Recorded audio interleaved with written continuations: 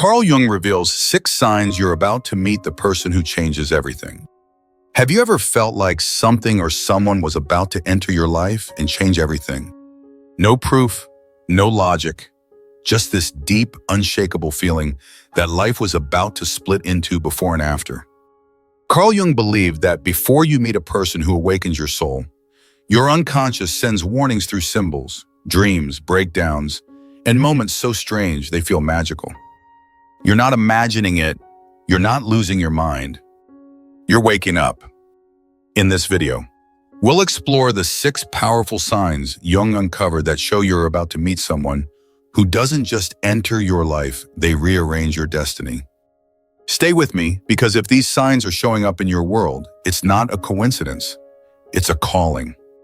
Part 1. The unconscious knows first when you sense something big is coming. Carl Jung believed that before we consciously know something, our unconscious is already processing it. In other words, the soul knows before the mind accepts. This is especially true when you're on the verge of meeting someone who will change your life forever. They might not be here yet, but something in you starts stirring. You can't explain it logically, but you feel it emotionally, spiritually, intuitively. This is not imagination. This is archetypal psychology in motion. The role of intuition in depth psychology. Jung described intuition as one of the 4 primary psychological functions alongside thinking, feeling, and sensation. But unlike the others, intuition draws not from external data or rationality, but from the unconscious inner world. When you feel a change is coming, it's likely not a fantasy. It's your psyche aligning with deeper symbolic forces, a movement within the collective unconscious. You might feel an unexplained sense of anticipation, unrest or excitement for no external reason, a spiritual hunger for something unknown, a strange pull toward places, songs, or symbols, a repetitive thought pattern that leads nowhere but feels charged. This is the psyche tuning its frequency to something or someone you are about to encounter. The person you're going to meet exists in the realm of the unconscious long before they enter your physical world. The psyche prepares before reality catches up. Jung believed our inner world is always symbolically ahead of our lived experience. It is creating frameworks for transformation before we even realize it. And this is most evident when it comes to meeting a person who will challenge, mirror, or catalyze you into the next phase of your life. What you experience before meeting them. Dreams that carry intense emotional charge, flashbacks to childhood patterns or trauma, old memories resurfacing without context, a deep review of your life's direction, desire to declutter your physical and emotional space. This preparation may seem random, even disorienting, but in Jungian terms, it's individuation in motion, the soul's process of becoming whole. The person you are about to meet will likely not complete you, but they will activate the next phase of your psychic development. Archetypal, pre-contact the myth before the person. Often before meeting the actual person, your unconscious starts to build an archetypal version of them. This is why people report dreaming of someone before they appear in real life, or feeling like they already know someone new. The psyche projects from an ancient blueprint. Jung spoke extensively about archetypes, timeless universal symbols like the lover, the guide, the mirror, the wounded healer, the anima, animus feminine within men, masculine within women. When these archetypes become active in your psyche, it's often a precursor to an outer world event. If you're consistently dreaming about someone comforting, seductive, challenging, or life-changing, you're not going crazy. You're witnessing your own soul invoking an encounter. And when the real person shows up, they may not look like your dreams, but they will carry the energetic weight of that archetype. I can feel something is coming, the shadow side of anticipation. This pre-contact energy can feel exciting, but also deeply uncomfortable. That's because it often triggers your shadow, the rejected, denied, unintegrated parts of your psyche. Jung taught that when something or someone big is coming into your life, your shadow may panic. You might feel irrational fear, self-sabotage impulse, the urge to isolate, depression or hopelessness. Why? Because the ego senses that its version of reality is about to collapse, and the ego fears collapse. Even if what follows is liberation, meeting the person who changes everything often requires you to deal into who you were. The old self must go. The new self is unknown. That transition feels like spiritual vertigo. This is also why many people run from meaningful connections. The soul says yes, but the ego screams no. The activation of synchronicities. Once the unconscious knows you are on the verge of a transformational encounter, it begins sending signs. Jung called this phenomenon synchronicity, the meaningful alignment of internal states with external events. Before meeting the person, you may notice repeated numbers, 11 and 11, seeing their name or initials in strange places, hearing the same song over and over, unexpected messages about love, transformation, or destiny, meeting people who vaguely resemble the person to come. These signs are not coincidences. They are psychic breadcrumbs. The deeper part of you is calling in the next phase of your journey. The anima and animus prepare the way.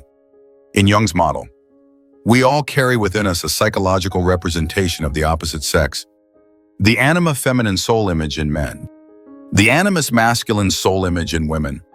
When you're about to meet someone significant, these inner figures become highly active. They appear in dreams, fantasies, even projections onto strangers. This doesn't mean the person you meet is your soulmate. It means they are touching that part of your inner self that longs for wholeness. In relationships, especially those that change you forever, the real person is often a mirror for your animus, a trigger for deep emotional themes, a reminder of what's still unhealed, a symbol of both love and confrontation. When the anima or animus is active, you may find yourself uncharacteristically drawn to art, poetry, music, spirituality, or introspection. You become more soulful because your psyche is preparing for contact. Energy shifts before people appear. You don't meet the person first, you meet their energy. Something in your life changes, subtly, then radically. You wake up earlier, you begin questioning everything, you clean your room for no reason, you outgrow old relationships, you feel irritated with your job. These changes are not about the person, they are about you evolving toward the person. Your life starts clearing space for them before they arrive. Carl Jung believed that the unconscious moves ahead of consciousness, always guiding us to meet the people we are ready for, not the people we want, but the people we need. So when your soul knows something, listen, even if your mind doubts it, even if logic tells you nothing's happening. Because from the Jungian view, your next chapter begins within long before it begins outside. Part 2, dreams that aren't just dreams, the unconscious sends you messages first.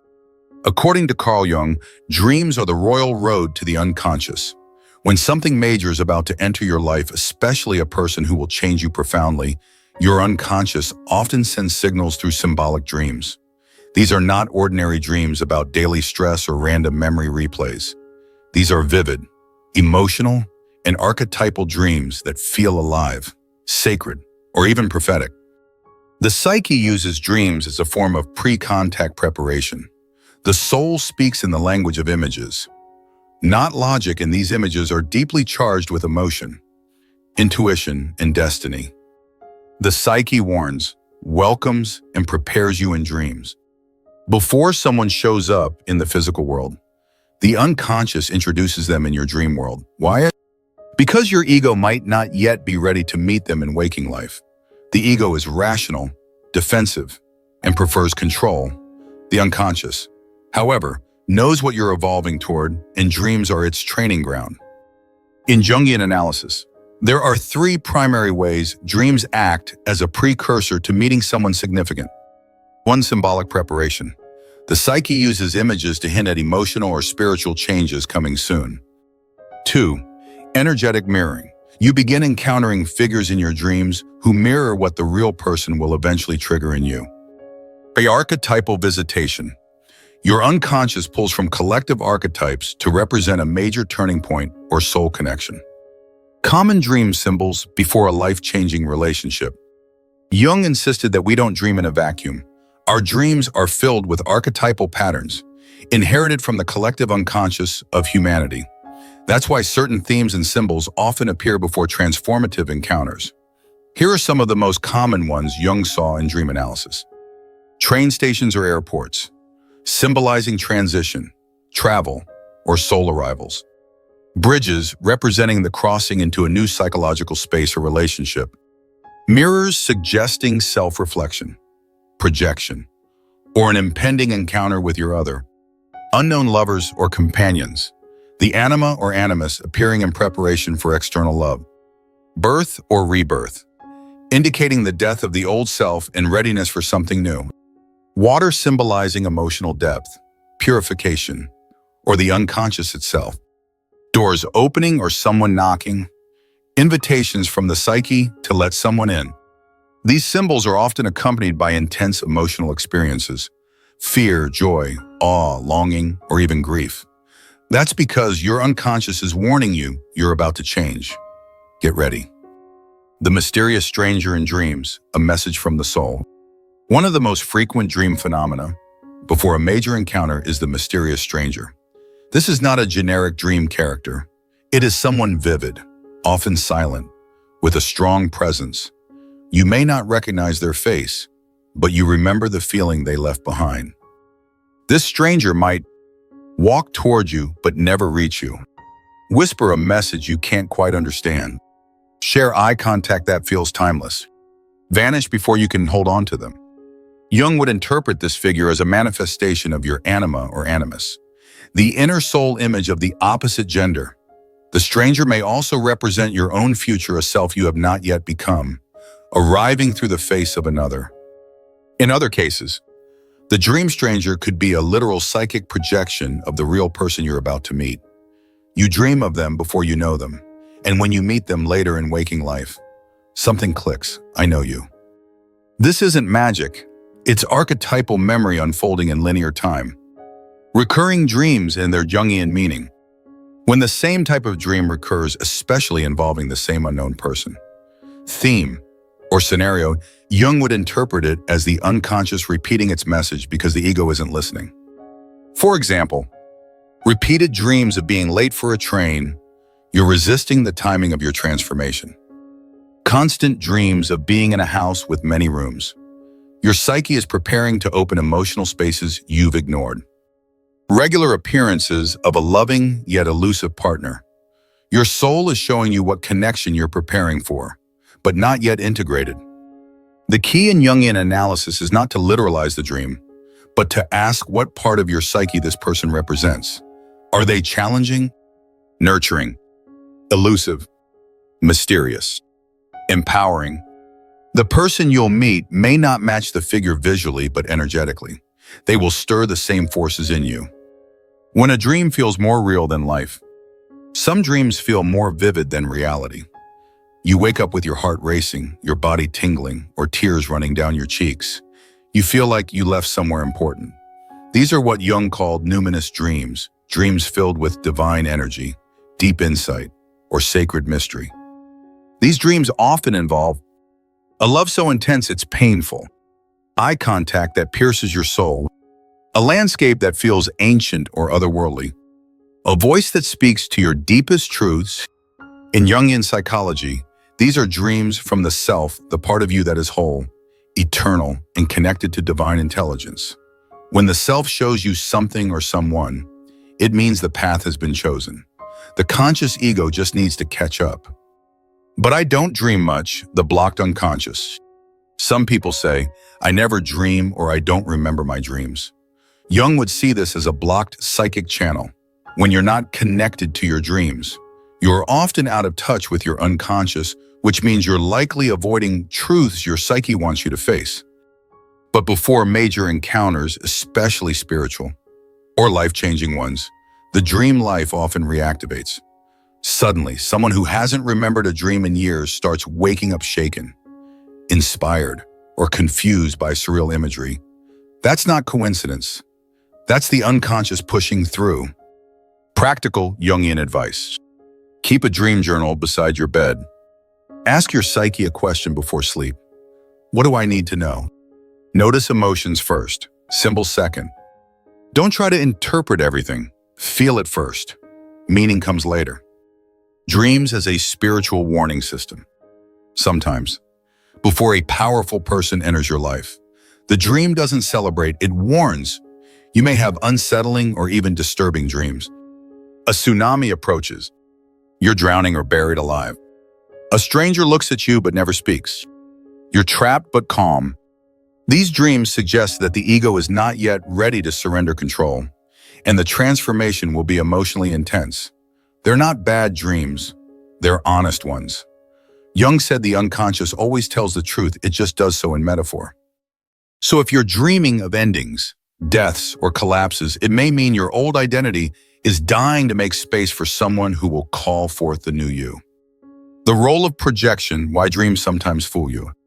A word of caution, Jung warned about the danger of projection, assigning unconscious desires or fears onto someone else. Sometimes, we dream vividly of a person and assume it must be them. But Jung insisted that often, you are dreaming of your own inner energy, not another person. For example, a woman dreams of a powerful man who saves her, then believes her next date is the one. A man dreams of an ethereal woman who heals him, then obsesses over his ex. This is not the soul speaking. This is the ego hijacking archetypes for personal fantasy. The mature Jungian path is to ask the dream what it reveals about you. The real person may come later, but the lesson is always about integrating the qualities they represent. Courage, vulnerability, wholeness, intuition, inner love. Only when those are integrated do you stop chasing the dream and start living it. Part 3, the dark night before the light, when your life falls apart to let someone in. Carl Jung was very clear about one thing before a major transformation occurs, whether it be spiritual, emotional, or relational, the ego must break down. He called this process a necessary descent into the unconscious. This descent often takes the form of a crisis, a collapse, or a deep period of suffering. And ironically, it's right before you meet the person who changes everything that your world seems to fall apart. This is not coincidence. It is psychic initiation. You're not being punished. You're being prepared. Psychological breakdown as precursor to breakthrough. In Jungian psychology, one of the central truths is that the psyche is self-regulating. When you are off course or stuck in false identity patterns, your unconscious will begin to deconstruct your outer world in order to reorient your inner one. This often looks like sudden breakups, career failure, depression or emotional numbness, existential confusion, loss of meaning, isolation from friends and family. These are not random, they are psychic events. Jung saw these moments as initiatory ruptures, the beginning of what he called the process of individuation, the soul's journey back to wholeness. And it's during these dark periods that the universe, through the unconscious, begins preparing you to encounter someone who will catalyze your transformation. Why the soul breaks you first. There's a spiritual logic behind the breakdown. You cannot receive something sacred while clinging to something broken. The person who will change your life doesn't come to fit neatly into your dysfunction. They arrive to help destroy it, but you can't welcome them if you're still operating from survival mode, ego protection, or self-denial. So your life crumbles, your illusions die, your defenses weaken. This is the dark night of the soul. It feels like you no longer recognize yourself. Everything you thought mattered no longer makes sense. You long for something but don't know what it is. Old desires no longer satisfy. You crave connection but can't find anyone who sees you. From the Jungian view, this is exactly when the unconscious begins drawing in the person who will act as a mirror and a trigger, someone whose presence will force you to confront both your deepest love and your deepest fear. Meeting the catalyst after the collapse.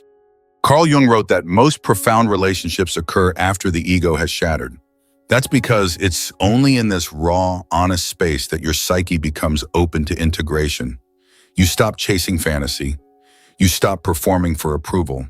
You become humble, vulnerable, real. And from that space of surrender, you're finally ready to meet someone who sees you as you truly are. The person you meet may not be gentle, they may not be easy, but they are a catalyst, a soul disruptor, sent to awaken parts of you that have long been buried. This is why such relationships feel electrically intense, uncomfortably honest, beautiful but chaotic, magnetic and terrifying at once. They do not arrive to make your life easier. They arrive to make your soul stronger. The shadow emerges before sacred union. In Jungian theory, the shadow represents the parts of yourself that you deny, suppress, or reject. These can be painful truths, past wounds, or even hidden gifts. Before you meet the person who reflects your soul back to you, your shadow becomes active. This can manifest as self-sabotage, addictive behaviors, fear of intimacy, resurfacing past trauma, sudden anger, jealousy, or shame. Why does this happen? Because your psyche knows that meeting someone deeply will expose your defenses, so it preemptively brings them to the surface. This isn't a failure, it's a psychic detox. Jung said, "Until you make the unconscious conscious, it will direct your life and you will call it fate." These relationships are the gateway to that realization, but you must face the darkness first. Loneliness is sacred preparation. Another paradox Jung often discussed: loneliness before meeting someone meaningful is not a punishment, it's a spiritual womb. You're being isolated not because no one loves you, but because your soul is removing distractions. During this period, you might experience longing without an object, disinterest in dating or casual conversation, sudden need to be alone, disconnection from old friendships, heightened spiritual sensitivity. This isolation isn't about withdrawing from the world, it's about coming back to yourself. The relationship you're about to step into will require your whole self, not a fragmented, needy version of you. So the unconscious guides you in a psychic solitude where your old stories die and your true self begins to emerge. Symptoms of soul-level readiness. Jung didn't give formulas for when someone is ready to meet a soul-altering relationship, but he did outline certain psychological symptoms that appear before major inner growth. 1. Intense emotional waves. You begin feeling emotions more deeply, sometimes without clear cause. 2. Hypersensitivity. You are more aware of energies, places, and people than ever before. 3. Inner death rebirth cycles. One day you feel awakened, the next day hopeless. 4. Disinterest in the superficial, surface-level conversations. Relationships and habits suddenly feel unbearable. 5. Visions and dream downloads. Your unconscious is active, vivid, and symbolic. 6. Synchronicities. Spike strange coincidences multiply around love, identity, or spiritual connection. These aren't psychological disorders. They are symptoms of individuation, signs that your unconscious is preparing you for something radically alive. Why the universe waits until you're broken open. Jung proposed that there are certain soul milestones that must be crossed before you are truly available for deep, meaningful relationship. These milestones aren't achievements, they are surrenders. You have to let go of the fantasy that love will fix you, the need to be perfect before being loved, the belief that pain means failure, the fear of losing yourself in connection. When these illusions die, your authentic self steps forward, and it's from this place that the universe delivers someone equally authentic, not to fix you, but to reflect you. This is why deep love is terrifying, because it sees the parts of you that even you are afraid of. But this terror is also the beginning of healing. The person may appear during your darkest hour. The cliché says when you're not looking for love, it finds you. Jung would say it differently when the ego finally collapses. The self emerges and it brings with it the encounters that align with your destiny. It's not about effort, it's about surrender. Often the person who changes your life appears right after a heartbreak, during financial or career ruin, in the middle of depression, while grieving a loss, when you've lost faith in people. This is not bad timing. This is the exact timing your soul requires. The person comes not to rescue you, but to rise with you. And even if the relationship doesn't last, its impact will. You will never return to who you were, because their presence activated the truth you were always meant to embody. Part 4. Energetic alignment, when your soul starts matching their frequency. Long before you physically meet someone who will change everything, your energy field starts shifting. Your unconscious begins to realign with what Jung called the self, the center of psychic totality. And in doing so, it initiates a process of energetic synchronization with the other person's psychic field. This happens outside of time and space, below awareness, in what Jung would call the archetypal unconscious. You're not waiting for that person to show up. You're becoming the version of yourself who will attract that person. Becoming psychically available. Most people seek love from a place of psychological fragmentation. They want someone to soothe their pain, validate their wounds, and make them feel whole. But Jung warned that unintegrated desires attract unintegrated relationships. Before you meet someone who truly transforms you, your psyche begins dismantling this dependency. You stop chasing, manipulating, or fantasizing. You start clearing space, not just emotionally, but energetically. Signs of psychic availability. You feel more neutral about past relationships. You're no longer driven by desperation or loneliness. You begin enjoying solitude without feeling isolated. You sense something bigger is coming, but don't obsess over it. You make conscious choices that align with your future self. This is not a mindset shift. It's a vibrational shift, a reorganization of your inner world to match the gravity of a soul-level relationship. Your old world starts dissolving. As your frequency rises, your external reality often begins to shed what no longer resonates. This includes friends who feel energetically draining, job environments that no longer align, addictive behaviors or coping mechanisms, social spaces that no longer reflect your growth. Jung called this part of individuation the dissolution of the persona, the mask you wear to navigate society. As this mask falls, the real you begins to emerge. And only this real version of you can hold space for the kind of connection that transcends the superficial. You may feel confused, alone, even detached from your previous goals. That's because your soul is no longer broadcasting the same signal. You're not going backwards, you're preparing for soul recognition. Frequency match and archetypal magnetism. According to Jungian principles, relationships are not just formed by compatibility, they are summoned by archetypal resonance. This means, if you are embodying the hero archetype, you attract the guide. If you're embodying the orphan, you attract the healer. If you're facing the shadow, you attract the mirror. This is how individuation unfolds. Your soul seeks what it needs for transformation, not what the ego thinks it wants. The deeper you go into your inner work, the more potent your energetic signature becomes. And that signature is what calls in the person who activates your next stage. The deeper the resonance, the stronger the pull. This is why soul-level encounters feel fated, why someone can walk into your life and feel eerily familiar, why you're drawn to them beyond logic. Jung would argue that it's not just chemistry, it's the unconscious recognizing a matching archetypal force. You start acting out their energy before they arrive. Another strange phenomenon Jung hinted at before meeting someone significant. You often begin behaving as if they are already part of your life.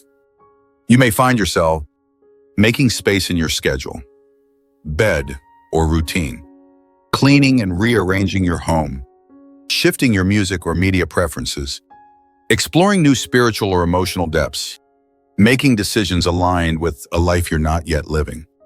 You're not going crazy, you're preparing the inner temple.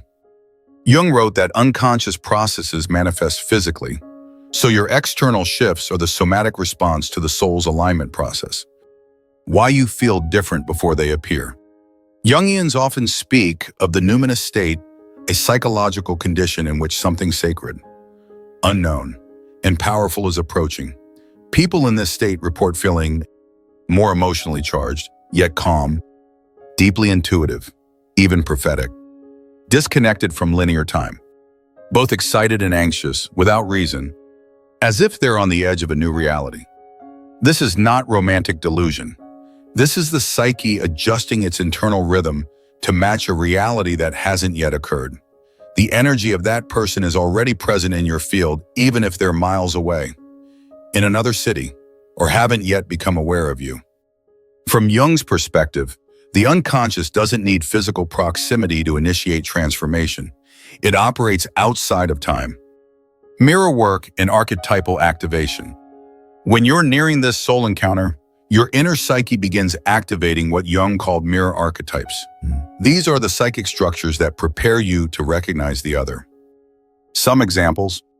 You suddenly begin journaling with fierce emotional honesty. You start exploring your masculine or feminine polarity. You confront long-held wounds from past relationships. You become radically more present, sensual, embodied. In essence, you are calling your anima or animus into form. You're making yourself ready to see them without distortion. Jung emphasized that we must clear the lens of projection, or we risk mistaking our fantasy for their reality. This is the point where projection dies and presence begins. Dreams of parallel lives and shared energy. As your energy begins syncing with theirs, the unconscious may start sending interdimensional messages in dreams or meditative visions that reflect a connection that transcends time. Examples. Dreams where you're living a different life with someone unknown. Shared sensations of déjà vu when meeting a new person. Visions of meeting in landscapes that feel realer than real. Spiritual downloads about timelines, past lives, or karmic bonds. Jung would not dismiss these as fantasy. He would classify them as psychoid events occurrences that exist in both the psychic and material world, transcending the boundary between mind and matter. You're not inventing the connection. You're feeling it before it manifests. Your body begins responding before your mind understands. The body is not separate from the psyche. Jung emphasized that the unconscious often speaks somatically through the nervous system. Intuition and felt sense. When you're nearing a transformative connection, your body may feel tingling or chills with no cause. Experience sudden bursts of energy or fatigue. Wake up at specific times e.g. 3:33 a.m. repeatedly. React emotionally to music, art, or touch in new ways. These are energetic preparations, not dysfunctions. Your system is adjusting its capacity to hold intimacy, truth, and vulnerability. You're expanding the emotional bandwidth required to receive someone who will pierce your defenses. This is not easy. In fact, it can feel destabilizing, but it's real. Internal boundaries strengthen as you prepare for real love. One of the clearest signs you're aligning with the person who will change everything is this: you start saying no to everything that isn't them. Without knowing who they are, your soul starts rejecting shallow attention,